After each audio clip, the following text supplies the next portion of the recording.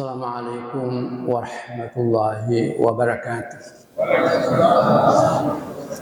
Alhamdulillahirabbil wassalatu wassalamu ala habibina wa syafi'ina wa nabiyyina Muhammadin sallallahu alaihi wasallam wa ala alihi wa sahbihi ajmain, amma ba'd. Bapak-bapak dan ibu-ibu jamaah subuh saya hormati, marilah kita memanjatkan puji syukur kepada Allah Subhanahu wa Ta'ala karena masih memberikan nikmat pada kita, nikmat kesehatan, nikmat kemampuan, nikmat hidayat, keislaman dan keimanan, sehingga pada subuh hari ini kita datang ke tempat ini untuk melaksanakan kewajiban kita sebagai orang muslim, yaitu salat subuh.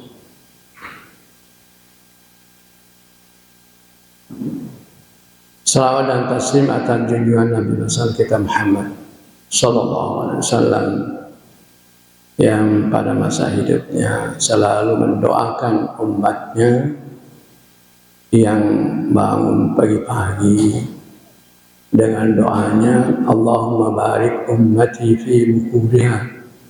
Ini doanya Rasulullah SAW suatu hidupnya selalu mendoakan umatnya yang bangun pagi-pagi, yaitu Allahumma barik ummati fi bukuriha. Ya Allah, berikanlah berkah pada umatku yang bangun pagi-pagi. Itulah ditransfer orang tua kita. Selalu kita dulu waktu masih kecil, orang tua kita kalau pagi mengatakan mere komoto, hari kota lamba komoto, capu mana dalle nampak komoto. Itulah. Jadi pesankan, mudah-mudahan dipahami bahasa Bugis. Artinya orang tua katakan bangun cepat karena kau terlambat bangun, habis semua rezeki baru kau bangun. Nah, susahnya sekarang kita anak-anak muda kita sekarang kalau dikasih tahu begitu dia sama tak apa hubungannya. Karena sekarang anak-anak kita, perkembangan anak kita sekarang banyak-banyak secara selalu ilmiah. Kalau tidak ilmiah mereka susah terima. Kalau kita dulu apa dibilang sama orang tua, apalagi ke guru, kita percaya semua. Misalnya habis makan mengatakan jangan terlalu kelewu, jangan ketelan sebari karena nanti sakit perut. Kita dulu percaya, kalau sekarang apa hubungannya? Gitu. Kita dulu semua orang tua, kita dengar semua pesan-pesan. Antara mengatakan bire komoto, na kota lamba komoto, capu mana dalle nampak komoto. Bangun cepat karena kalau terlambat bangun habis semua rezeki baru kau bangun. Padahal ini transfer dari doa Rasulullah SAW. Maka Allahumma barik ummati fi bukuriha. Ya Allah, berikanlah berkah umatku kepada yang setiap yang bangun cepat pagi-pagi.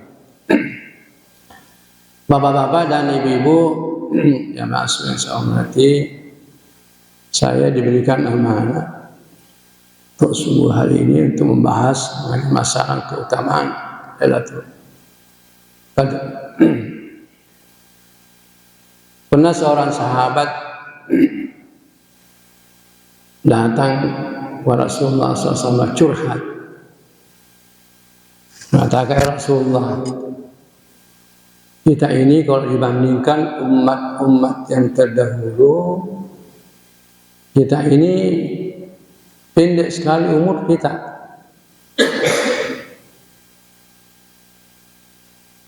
Kalau pendek umur kita berarti kita untuk beribadah juga pendek sekali. Karena umur umat yang terdahulu panjang umurnya, ada yang ratusan tahun, bahkan ada ribuan tahun umurnya. Kalau kita, Nabi mengatakan, hasad ummati baina sittina was sab'ina wa qalilum man tajawaza dzalika. Nabi mengatakan rata-rata umurnya umatku antara 60 sampai 70 tahun. Wa qalilum man tajawaza dzalika. Kurang yang lewat dari itu. Saya tidak menakut-nakuti Bapak yang sudah sampai usia. Karena saya juga sudah termasuk di sini. Tapi sudah lewat. Jadi termasuk qalilum man tajawaza. Sedikit yang lewat. Jadi mengatakan kalau begitu, kita ini bandingkan umat itu, barangkali kita tidak dapat masuk surga.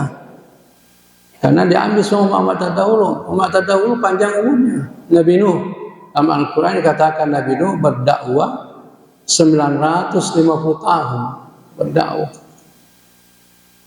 Nah rata-rata Nabi itu dilantik menjadi Rasul umur 40 tahun. Jadi kalau 950 tahun berdakwah tambah 40 tahun, jadi menghampiri 1000 tahun umurnya Nabi Nuh. Umat yang terpanjang umurnya. Nabi Nuh 950 tahun kalau dia berdakwah itu tidak sampai, menurut kalau kita baca literatur mengatakan tidak sampai 200-an pengikutnya. Kalau Nabi Nuh berdakwah itu yang umat itu tutup telinganya, tidak mau dengar. Kalau kita sih alhamdulillah tidak ada yang tutup telinganya, bahkan duduk semuanya. Tidak ada yang jalan. Karena biasanya itu kalau ada kita itu berceramah, ada orang berdiri pergi, biasa kita terasa konsentrasi untuk ceramah. Tapi kita alhamdulillah Nabi Nuh 19 tahun berdakwah, kalau ada pakaian tutup kepalanya, nggak mau dengar. Begitu Nabi Nuh jengkel melihat umatnya, ya berdoa. Dan dunia ini banjir. Itu topan yang pertama, yang paling besar ya topan pada masa Nabi Nuh. Kita dengar bahwa Nabi Nuh tenggelam dunia ini, termasuk anaknya yang tidak mau dengar dakwah. Jadi panjang umur. Pernah Nabi Isa melewati sebuah kuburan, melihat ada seorang nenek, ibu di situ menangis dekat kuburan.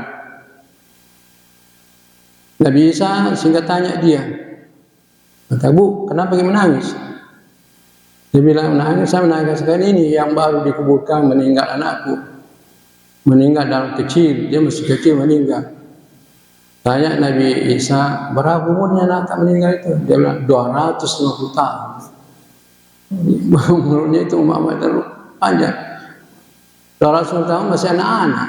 Kalau kita 100 tahun saja, kalau ada 100 tahun umurnya sekarang, barangkali surat kabar lomba-lomba untuk memuat. Jadi itulah sahabat Rasulullah curhat. Ya Rasul, bagaimana kita ini? Kata apa nanti kita ini? Karena Nabi semua orang mama yang terdahulu. Nabi mengatakan jangan cemas. Kenapa? Karena kita diberikan Allah suatu kemuliaan. Apa itu? Yaitu malam Lailatul Qadar. Oleh sebabnya itu, kalau kita melihat hadis, kalau sudah sampai seperti sekarang kita ini 10 akhir, Nabi ahya lailahu wa aikadha ahlahu wa syaddal mi'zar. Hadis itu, hadis ada 3. Kalau sudah sampai 10 akhir, dalam hadis mengatakan ahya lailahu, menghidupkan malam-malamnya Ramadan. Artinya seakan ini bahasa halus ini seakan Rasulullah mengurangi tidur atau Rasulullah tidak tidur. Dan wa aikadha ahlahu, dan membangunkan keluarganya. Kalau pada awal-awal puasa 10 awal 10 kedua barangkali Rasulullah belum memaksa keluarga, tapi kalau sudah sampai seperti ini 10 akhir memaksa-maksa. Aikadha ahlahu, membangunkan keluarganya. Wasyad dan mi'zara, dan mengencangkan ikatan sarunya. Kalau bahasa Bugisnya pengaruhna, nareki pengaruhna. Kalau tak apa bahasa Indonesia mengeratkan. Karena dia meningkatkan ibadahnya. Kalau sudah sampai seperti ini, saya dengan juga di sini saya ada kelihatan sampai di tidak ada cara tarawih karena ada kegiatan ketika bulan tarawih. Nah, jadi begitulah Rasulullah SAW. Karena Rasulullah mengatakan kepada sahabat, jangan cemas, karena kita diberikan kemuliaan, yaitu kemuliaan Lailatul Qadri. Karena Lailatul Qadri, kalau kita kembali pada inna anzalnahu fi Lailatul Qadri, akhirnya itu mengatakan khairun min alfi syahr, lebih mulia daripada 1000 bulan. Kalau kita hitung secara matematika, lebih kurang 83 tahun. Jadi kalau kita hitung ini secara matematika, jadi kita kalau mendapatkan Lailatul Qadri, pahala Lailatul Qadri, maka kita diberikan umur berkah, umur lebih kurang 83 tahun. Jadi itu kemuliaan kita. Jadi kalau kita diberikan berkah umur 83 tahun, ya, kalau kita punya umur, saya sudah coba-coba menghitung. Misalnya, kalau kita berumur misalnya 50 tahun, bapak-bapak di sini ada mereka sudah berumur 50 tahun. Kita kurangi 15, karena barangkali kita masih muda, sampai 15 masih malas-malas kita salah, masih nakal-nakal berangkat. Jadi kita kurangi 15, berarti 35 tahun. Kalau kita 35 tahun beribadah setiap tahunnya, kita misalnya dapat pahala malam Lailatul Qadri, maka 35 tahun kali 83 tahun berarti sama dengan 2905 tahun. Berarti kalau kita misalnya mudah-mudahan kita tahun ini mendapat pahala malam Qadri, maka kita dikasih umur berkah umur 2905 tahun. Kalau umurnya Nabi ini. Nah itu. Karena begini. Menurut Syekh Mutawalli Sya'rawi, seorang ulama karisma di Mesir yang menjadi rujukan di dunia Islam, mengatakan bahwa Lailatul Qadri bukan saja orang yang menemukan Lailatul Qadri mendapatkan pahala Lailatul Qadri, tetapi seluruh orang yang beribadah pada malam turunnya Lailatul Qadri akan mendapatkan pahala Lailatul Qadri, berkah umur. Jadi oleh sebab itu jangan kita mengatakan tidak mungkin seperti saya mendapatkan Lailatul Qadri. Hanya orang yang lebih kuat beribadah, lebih rajin beribadah itu tidak. Menurut Syekh Sya'rawi mengatakan tidak. Siapa saja beribadah pada malam turunnya Lailatul Qadri akan mendapatkan pahala. Jadi kalau kita beribadah, misalnya kita menemukan yang penting kita beribadah pada malam Lailatul Qadri, maka kita diberikan pahala umur penuh dengan pahala ibadah, itu lebih kurang 83 tahun. Jadi kalau kita umur kita 50 tahun misalnya dikurangi dikotil 15, nah jadi yaitu 33 tahun, jadi 35 kali 83 tahun, maka lebih kurang kita dikasih umur berkah umur 2905. Kalau misalnya 60 tahun dikurangi 15 menjadi 45 kali 83, maka dia diberikan berkah umur 3735. Luar biasa. Apalagi kalau berumur 75 tahun, itu menjadi dikurangi 15 60 kali 83 sampai 4019 tahun. Itu luar biasa.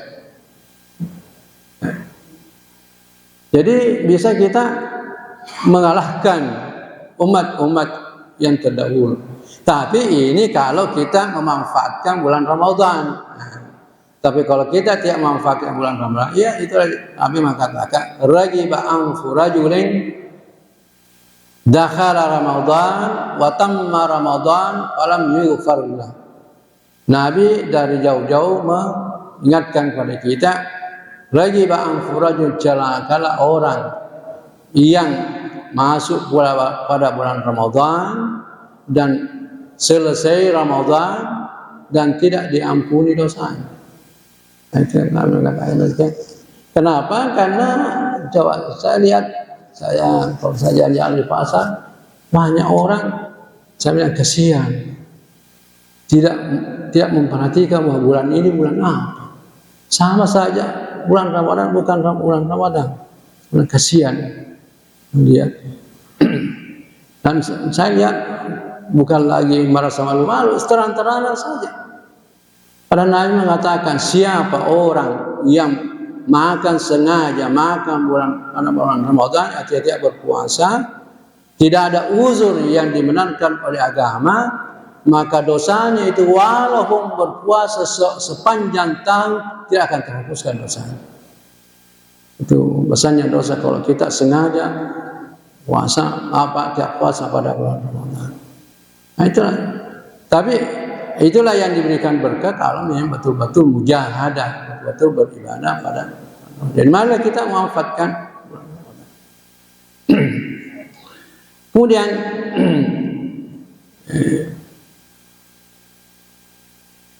ada kemungkinan, ada pertanyaan mengatakan, apakah Lailatul Qadar itu terjadi setiap tahun?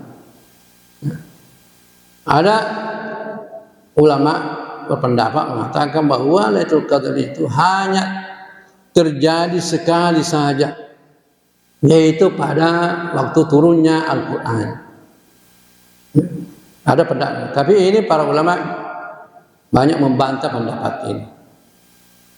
Ada juga berpendapat Lailatul Qadar itu hanya terjadi pada masa hidupnya Rasulullah Sallallahu Alaihi Wasallam. Tapi juga banyak ulama membantah.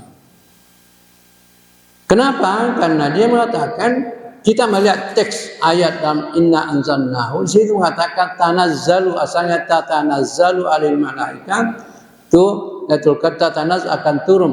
Tanazzalu dalam bahasa Arab, kaidah bahasa itu fil mudhari. Kalau fil mudhari yaitu maksudnya terjadi sekarang dan yang akan datang. Oleh sebab itu pada umumnya ulama mengatakan setiap tahun. Setiap tahun, karena kita melihat Al-Quran tanazzalu memakai fi'il mudhari. Artinya itu kalau fi'il mudhari dalam kaidah bahasa Arab sekarang dan yang akan datang dan seterusnya. Jadi sampai hari ini. Katakan mungkin. Kemudian ada ulama pendapat mengatakan, karena ada yang bertanya, kenapa Lailatul Qadar di akhir Ramadan? Kenapa bukan di awal-awalnya? Supaya banyak orang memanfaatkan ini, mendapatkan pahala ini. Menurut para ulama mengatakan bahwa Lailatul Qadar adalah hadiah besar dari Allah Subhanahu wa taala. Kalau hadiah besar tidak sembarangan akan dikasih. Oleh sebabnya itu siapa yang betul-betul mujahadah, bersungguh-sungguh beribadah, dan siapa orang sudah bersih jiwanya, karena kalau sudah dari awal bulan puasa kita berpuasa, betul-betul berpuasa, ya, sampai akhir, maka itu sudah dijamin bahwa kebersihan jiwanya. Maka inilah orang yang bisa dikasih dengan pahala. Ada kalau Profesor Quraisyab memberikan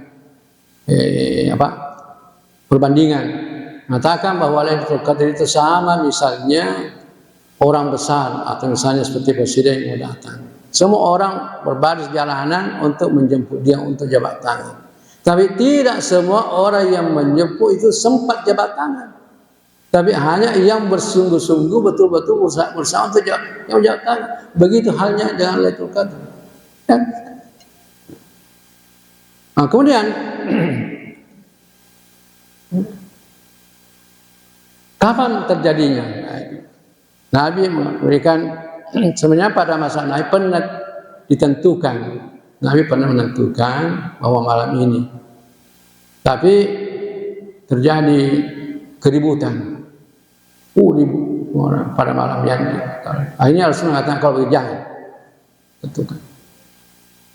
Tapi namun demikian ada ulama tafsir mencoba mengkaji, melihat yang surah yang berbicara tentang Lailatul Qadri, yaitu surah Inna Anzalnahu fi Lailatul Qadri, mengatakan bahwa ternyata dalam surah ini ada isyarat-isyarat, tanda-tanda yang menunjukkan bahwa kapan terjadinya Lailatul Qadri.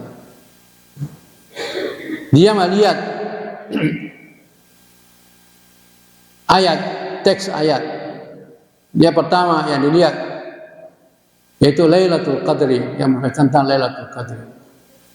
Dia mengatakan bahwa ungkapan Lailatul Qadri dalam surah Inna Anzalnahu itu berulang 3 kali.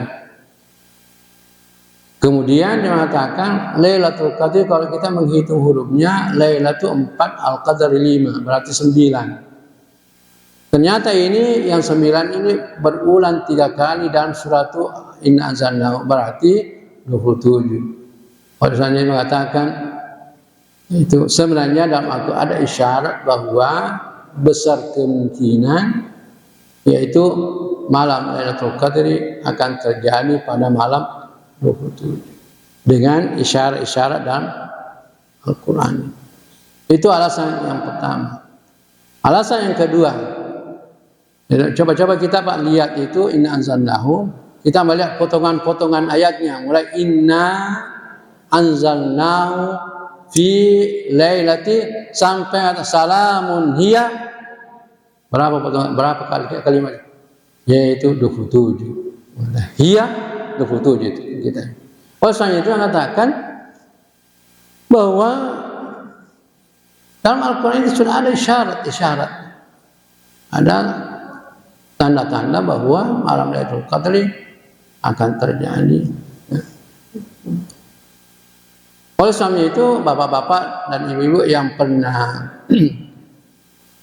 bulan Ramadan di Mekah, itu pada malam ke-27 itu membludak di Masjid Haram. Saya pernah sekali begitu. Maka pada malam itu luar biasa banyak dibandingkan dengan malam-malam lalu. Karena pada umumnya ulama menguatkan pendapat yang mengatakan bahwa Lailatul Qadri akan terjadi pada itu malam 27. Yang subuh ini baru 25 jadi mari kita dan ini sedikit lagi. Kemudian kalau kita melihat dalam hadis mengatakan taharrau Lailatul Qadri fil ashril awakhir. Carilah malam Lailatul Qadri pada 10 akhir. Kemudian malam-malam ganjil. Menurut Syekh Mutawalli Syahrawi mengatakan susah menentukan malam ganjil, susah menentukan. Kenapa? Karena dia mengatakan kalau dia menurut penafsirannya, penamaannya Syekh Mutawalli Syahrawi mengatakan hadis mengatakan cari pada 10 akhir. Hitung dari akhir, itu mengatakan hitung dari 10. Ya 10. Kemudian mengatakan sulit menentukan mana malam-malam ganjil karena dalam satu tahun itu sulit untuk menentukan apakah puasa kita 30 hari atau 29 hari. Misalnya kita tahun ini. Walaupun diperkirakan insya Allah nanti hari Selasa malam nanti kita akan adakan pemantauan hilal bersama dengan Kementerian Agama dan seluruh organisasi Islam dalam Makassar ini, termasuk kami dari Majelis Ulama yang biasanya kita diminta sebagai terakhir yang memberikan tausiah malam Selasa malam untuk menentukan mana apakah cukup puasa kita 30 atau hanya 29. Tapi menurut perhitungan diprediksi tahun ini awalnya berbeda tapi akhirnya sama, itu prediksi begitu. tapi belum pasti. Oleh sebabnya itu Syekh Tuhan mengatakan susah menentukan malam ganjil. Kenapa? Karena hadis mengatakan dia menurut pemahaman dia 10 akhir dia menghitung dari akhir. Kalau misalnya puasa kita 30 hari, maka malam ganjilnya itu 21, 23, 25, 27, 29. Tapi kalau puasa kita 29, malam ganjilnya malam 20, 22, 24, 26, 28. Apa artinya? Dia mengatakan bahwa kita ini dalam beribadah kepada Allah tidak diinginkan berspekulasi. Karena ada orang, ayo kita pergi tarawih, kita pergi tarawih. Malam ini kan malam 24, bukan malam ganjil. Ya aja, ayo kita pergi tarawih.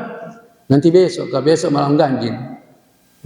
Itu menurut paham Syarawi bahwa kita ini tidak diinginkan dalam masalah untuk berspekulasi.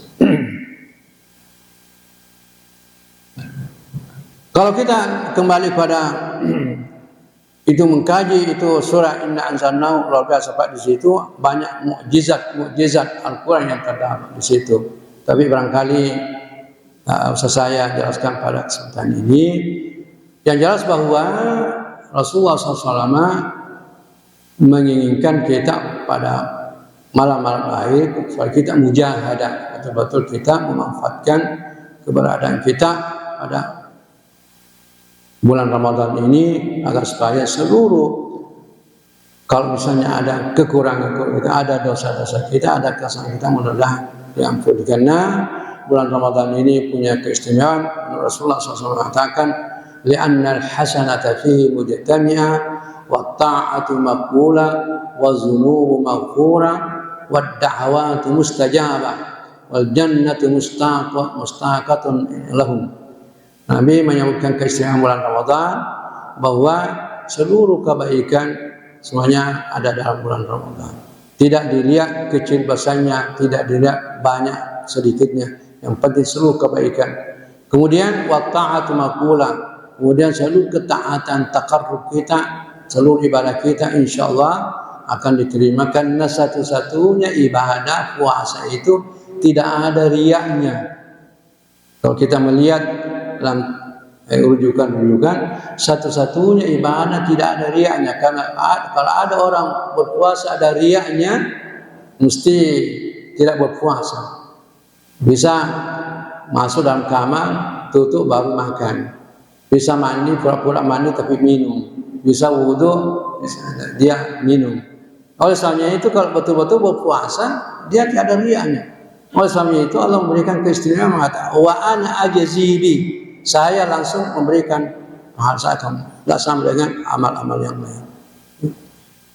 Kemudian Nabi mengatakan wazunu maghfurah, seluruh dosa-dosa kesalahan kita akan diampuni kalau kita memenuhi syaratnya. Kemudian wadda'awatu mustajabah, seluruh doa akan diperkenankan semuanya, tentunya juga memenuhi syarat-syarat yaitu doa kita. Kemudian wal jannatu mustaqatul lahum, dan surga rindu pada orang yang berpuasa. Saya kira bapak-bapak, karena saya lihat dalam jadwal ada dialog. Ya, barangkali ini sempat saya sampaikan, mudah-mudahan ada manfaatnya. Kalau ada yang pertanyaan barangkali, silakan Pak.